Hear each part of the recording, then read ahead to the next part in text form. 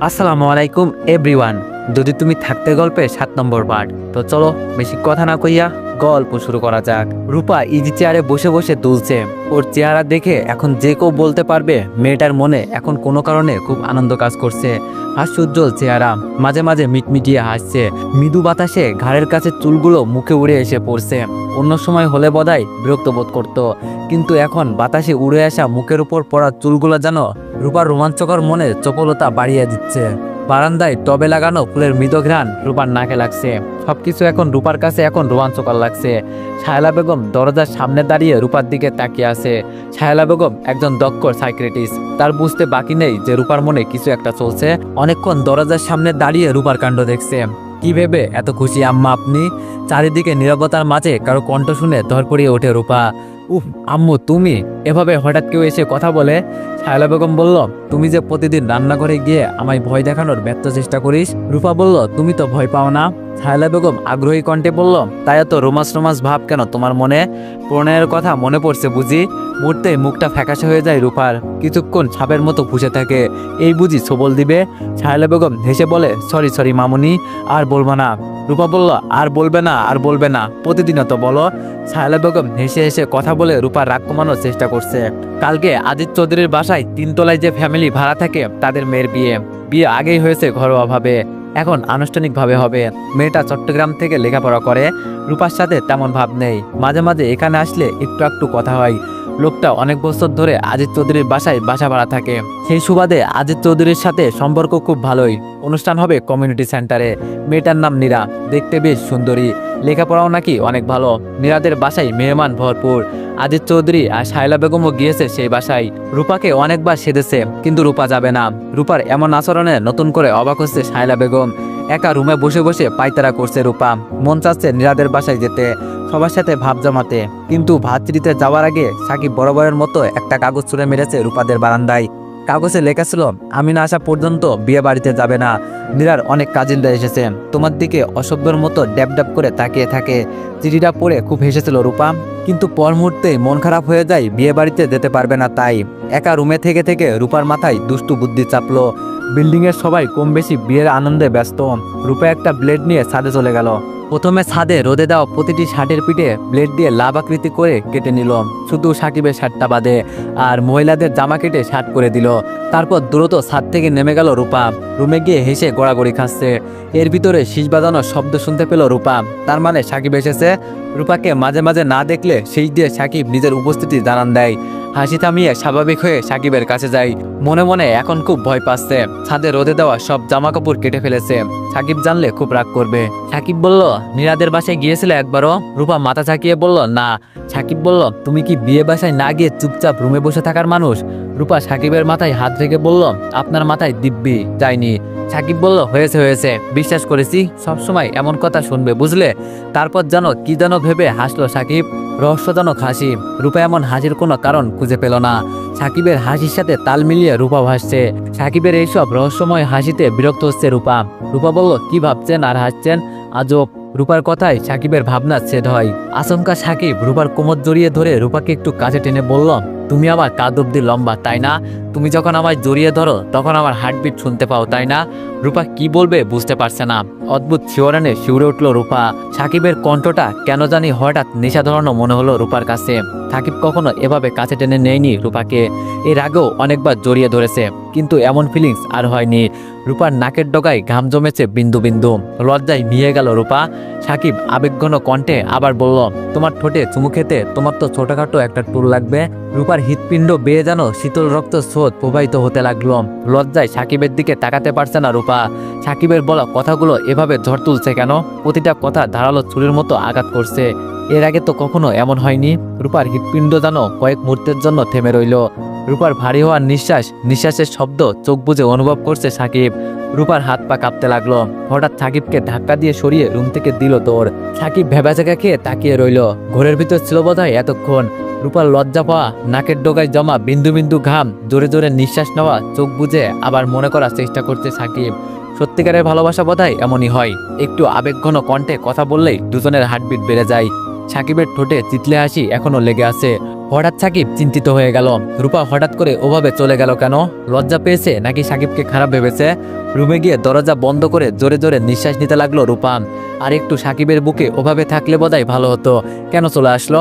নিজের বোকামির জন্য নিজের চুল ধরে কয়েকবার টান দিল রূপা। সাকিব রুমে পায়তারা করতে লাগলো।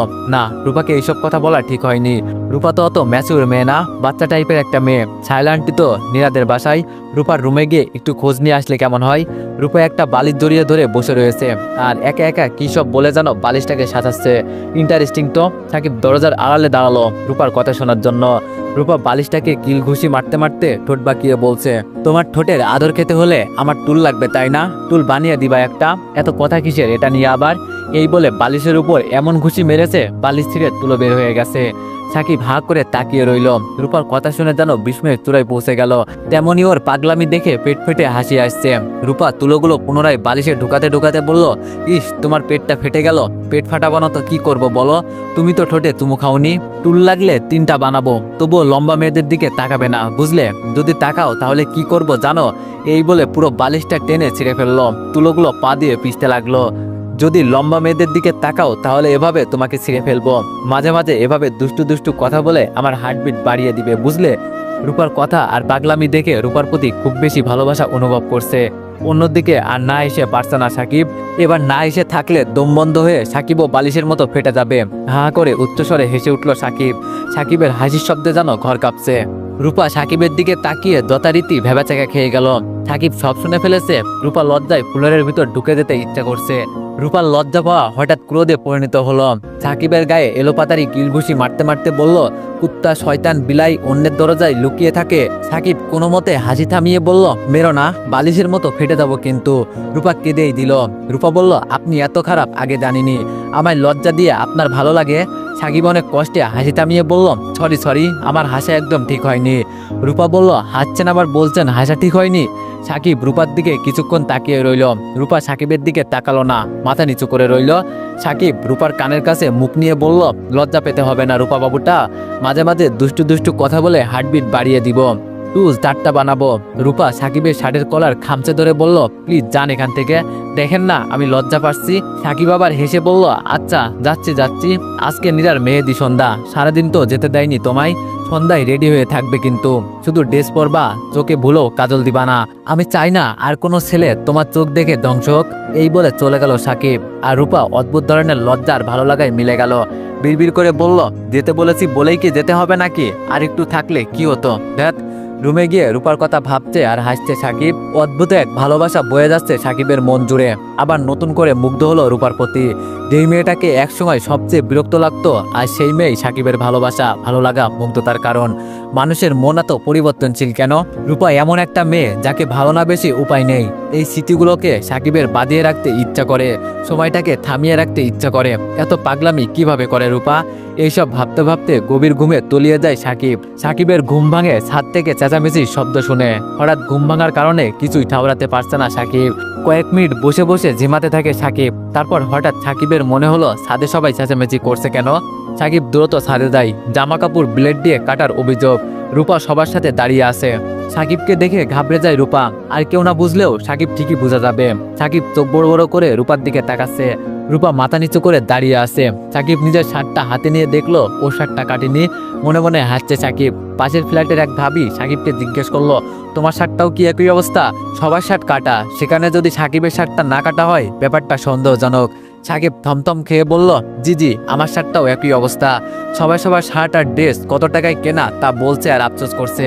এর ভিতরে ছাদে আসে নীরার বাবা। সবাইকে অনুরোধ করে চুপ থাকতে বলে, কারণ তার বাসায় মেহমান। পরে এটা নিয়ে আজিজ চৌধুরীর সাথে আলোচনা করা হবে। উনি যেহেতু এ বাড়ির মালিক, উনি অবশ্যই এটার পদক্ষেপ নেবে, যাতে এমন আর না হয়।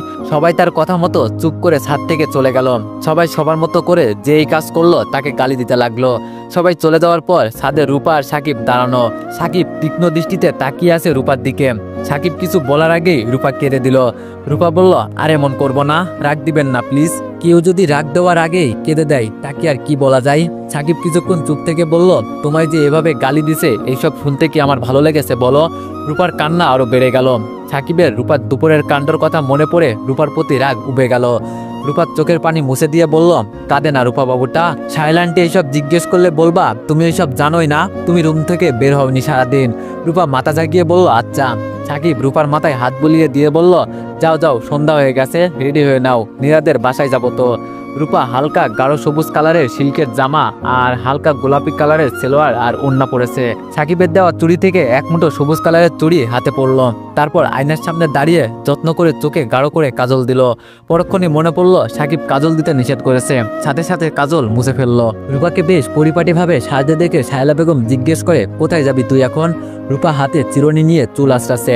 লম্বা চুলের থেকে এমন চুলই ভালো, আঁচড়াতে সময় কম লাগে, ঘুমানোর সময় বেনিগেতে ঘুমানোরও ঝামেলা নেই, এমনকি তেলও কম খরচ হয়, শ্যাম্পুও কম লাগে, কোনো জায়গায় যাওয়ার সময় দূরত্ব আশ্রনো যায়। রূপার নিজের মনে যথারীতি চুল নিয়ে গবেষণা শুরু করেছে। ছোট চুল থাকার কি কি সুবিধা, লম্বা চুলের কি কি সুবিধা, এইরকম আজগুবি চিন্তা ভাবনায় নিজেকে মুগ্ধ করে রাখে রূপা। আবার নিজের মনে হেসে ওঠে। সাহেলা বেগমের কথার দিকে কোনো মনোযোগী নেই। রূপাকে নিরুত্তর দেখে সাহেলা বেগম আবার জিজ্ঞেস করলো, কি হয়েছে, কথা বলছিস না কেন? রূপা বিরক্তকর দৃষ্টিতে সাহেলা বেগমের দিকে তাকায়। রূপার কাছে বিষয়টা খুব আশ্চর্য লাগে। রূপা যখনই কোনো কিছু নিয়ে গভীর চিন্তায় মগ্ন থাকে তখনই সাহেলা বেগম এসে ডিস্টার্ব করে। নাক মুখ কুঁচকে রূপা বলল, তুমি দেখছো না আমি চুল নিয়ে গবেষণা করছি, বিরক্ত করো কেন? সাহেলা বেগম ভেবাচাকা খেয়ে গেল। রূপা আজকাল অদ্ভুত আচরণ করছে।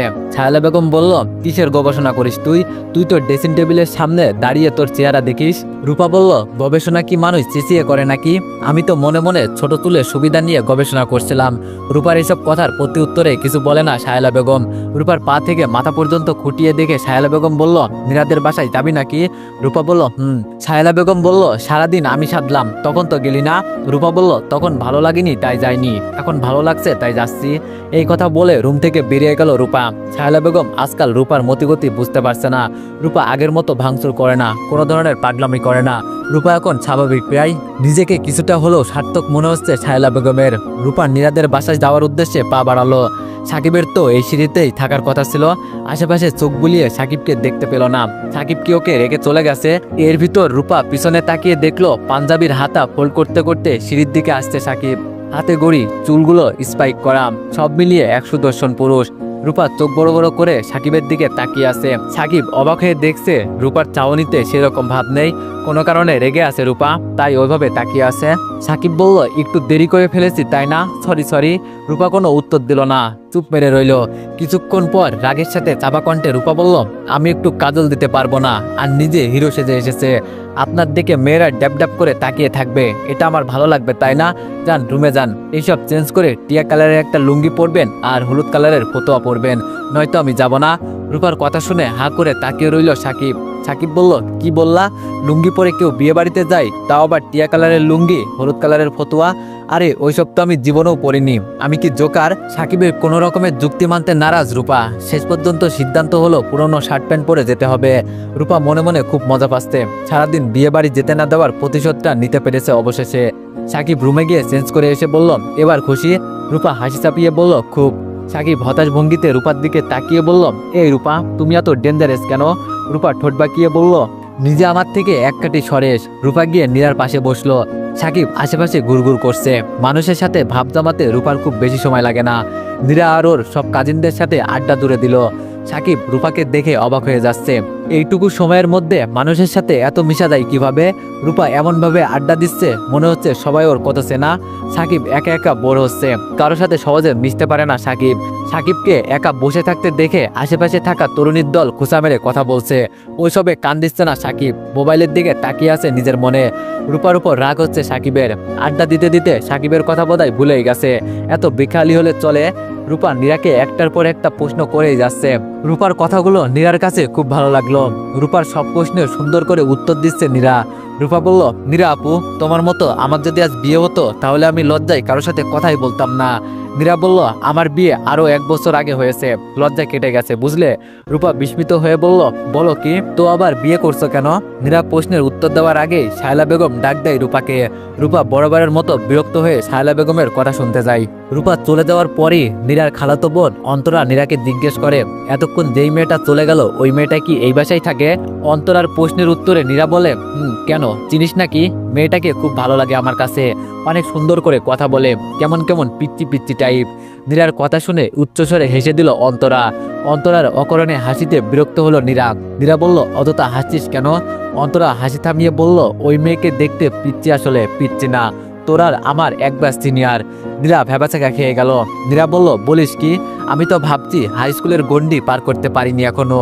নীরার কথা শুনে আবারও হেসে উঠল অন্তরা। অন্তরা বলল, সররূপা আপু আর আমি একই মেডিকেলে পড়ি, হেভি ট্যালেন্ট, নাচ জ্ঞান সবকিছুতেই পাক্কা। আমার সাথে আগে মাঝে মাঝে দেখা হতো, কিন্তু তেমন পরিচয় নেই। নীরা অবাক কণ্ঠে বলল, সররূপা? অন্তরা বলল, হ্যাঁ হ্যাঁ, হিন্দু, সররূপা থেকে রূপা আর কি। রূপার সম্পর্কে এমন চঞ্চলকর তথ্য শুনে কেন জানি খুব বেশি অবাক হচ্ছে নীরা। বেশি অবাক হয় রূপা হিন্দু এটা জেনে। হিন্দু মুসলিম এটা কোনো ফ্যাক্ট না, কিন্তু নীরা ভেবেছিল রূপা মুসলিম। এবার নীরা হেসে বলে, ইস, আমি কি পিচ্ছি ভেবেছি। অন্তরা বলল, আর উনার গানের গলা শোনার মতো, অনুষ্ঠানে সবসময় গান করতো, তাই ভালো করে চিনি। নামটাও চমৎকার, সররূপা রঞ্জন রায়। নীরা বলল, আমি তো এখানে থাকি না, চট্টগ্রামেই থাকা পড়ে, মাঝে মাঝে আসলে দেখা হতো, তাই অত কিছু জানি না। এর ভিতরে হাতে মেহেদি নিয়ে হাসতে হাসতে নীরার কাছে এসে রূপা বসলো। রূপাকে দেখে রূপার সম্পর্কে আলোচনা সমাপ্তি ঘটে। রূপা বলল, অবশেষে তোমার মেহেদি লাগানোর দায়িত্বটা আমার কাঁধেই চাপলো। টেনশন করো না, ভালোই মেহেদি দিতে পারি। রূপার কোনো খোঁজ না পেয়ে হতাশে বসে রইল সাকিব। রূপা যে রুমে আছে সেখানে সব মেয়ে মানুষ, সেখানে এখন না যাওয়াই ভালো। একটু আগে জানালা দিয়ে উকি দিতে গেছে, তা নিয়েও সাকিবকে কথা বলতে ছাড়েনি রুমের বাইরে দাঁড়িয়ে থাকা মেয়েগুলো। মেয়েদের প্রবলেম কি বোঝে না। সাকিব একটু চুপচাপ টাইপের ছেলে, দেখলেই খোঁচা দিয়ে কথা বলতে থাকে। এর ভিতরে একটা পিচ্চি মেয়েকে দেখে ডাক দেয় সাকিব। বিয়ের আনন্দে মত্ত মেয়েটা, তাই সাকিবের ডাকে একটু বিরক্ত হয়। মেয়েটার বয়স বোধহয় 5-6 বছর হবে। 2 হাত ভরা আচার, চকলেট, কিটকাট এই জাতীয় খাবার। মেয়েটা সাকিবের কাছে এসে ঝাঁঝালো কণ্ঠে বলল, কেন ডেকেছেন? সাকিব বলল, এভাবে কথা বলো কেন? ভয় পাই তো আমি। সাকিবের কথা বলার ভঙ্গি দেখে পিচ্চিটা হেসে দেয়। তারপর কি যেন মনে করে সাকিবের পাশে চেয়ার টেনে বসলো। সাকিবের দিকে একটা কিটকাট বাড়িয়ে বলল, খাবেন? এই পিচ্চি মেয়ের আবার কোনো মতলব নাই তো। প্রথমে ঝাঁঝালো কণ্ঠে কথা বলল, এখন আবার পাশে চেয়ারে বসলো, আবার কিটকাট ছাদে। সাকিব কিটকাটটা নিল, তারপর হাসি মুখে জিজ্ঞেস করলো, তোমার নাম কি? মেয়েটি বলল, লোজা। পিচ্চির সামনে দাঁতগুলো নেই, তাই রোজাকে লোজা বলল। সাকিব হাসি চাপিয়ে বলল, যেই রুমে সব মেয়েরা আড্ডা দেয় আর কি, যেই রুমে বসে নীরা হাতে মেহেদি লাগায়, ওই রুমে গিয়ে বলবে রূপাকে। যদি রূপা নামে কেউ থাকে তাহলে বলবে আমি ডাকছি। রোজা ঘাড় বাঁকিয়ে বলল, আচ্ছা যাচ্ছি। অনেকক্ষণ হয়ে গেল, রূপারও দেখা নেই, রোজারও দেখা নেই। একটু পর রোজা এসে বলল, উনি নীলা আপুর হাতে মেহেদি লাগাচ্ছে, একটু পলে আসবে। রোজার কথা শুনে এবার হেসে দিল সাকিব। অন্যদিকে রূপাকে না দেখে মেজাজ খারাপ হচ্ছে। অবশেষে দেখা মিলল রূপার। রূপা কাছে আসতেই সাকিব রূপার হাত ধরে টেনে আড়ালে নিয়ে গেল। সাকিব বলল, আমার কথা মনে পড়েনি আপনার একবারও, তাই না? রূপা ইতস্তত বোধ করে বলল, গালি দিয়েন না প্লিজ, সবার হাতে মেহেদি লাগাচ্ছিলাম, আসবো কিভাবে? সাকিব একটু রেগে কথা বললেই কেঁদে দেয় রূপা। সাকিব বলল, হয়েছে, আর কাঁদতে হবে না। তুমি হাতে মেহেদি লাগাওনি কেন? রূপা বলল, আমার ভালো লাগেনি তাই। সাকিব বলল, ভালো লাগাতে হবে, এক্ষুনি তোমার মেহেদি কিনে এনে দিচ্ছি।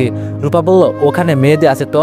সাকিব বলল, ওখানে মেহেদি থাকলে কি আমি কিনে দিব, সেটা হাতে দিবা? রূপাকে আর কিছু বলার সুযোগ না দিয়ে মেহেদি কিনে নিয়ে আসে সাকিব। রূপার হাতে দিয়ে বলে, রুমে গিয়ে 2 হাত ভরে মেহেদি লাগাবে, আর রাত জাগা যাবে না, চলো এখন। রূপার যেতে ইচ্ছা করছে না, এখানে ভালোই লাগছিল।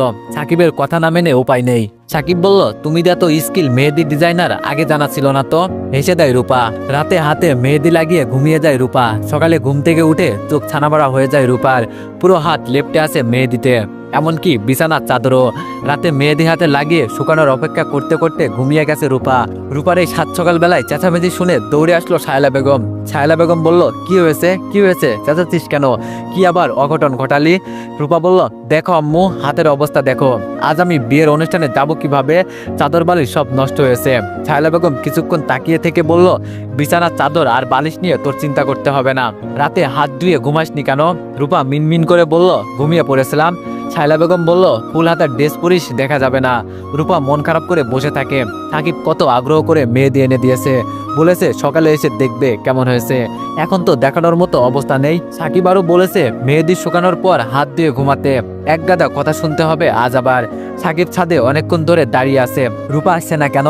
শরতের পুরো আকাশ জুড়ে খণ্ড খণ্ড মেঘ, নীল আকাশের মাঝে সাদা মেঘের খণ্ড চমৎকারভাবে ফুটে রয়েছে। সাকিব মুগ্ধ হয়ে আকাশের দিকে তাকিয়ে রয়েছে। হঠাৎ আকাশের এমন সৌন্দর্যটা কেন ভালো লাগলো কে জানে। নাকি প্রেমে পড়লে সবই ভালো লাগে? পিছন থেকে এসে আচমকা সাকিবের কলার টেনে ধরে রূপা। সাকিব তাল সামলাতে না পেরে রূপার গায়ে হেলে পড়ে। রূপা বেশ মজা পেয়েছে, এখন ছাদে যে কেউ আসতে পারে, তাই সাকিব একটু ব্যবধান রেখে দাঁড়ায়। দাঁড়ালো। কেউ দেখে ফেলবে বা কেউ সন্দেহ করবে এমন চিন্তা ভাবনা রূপার কখনোই ছিল না।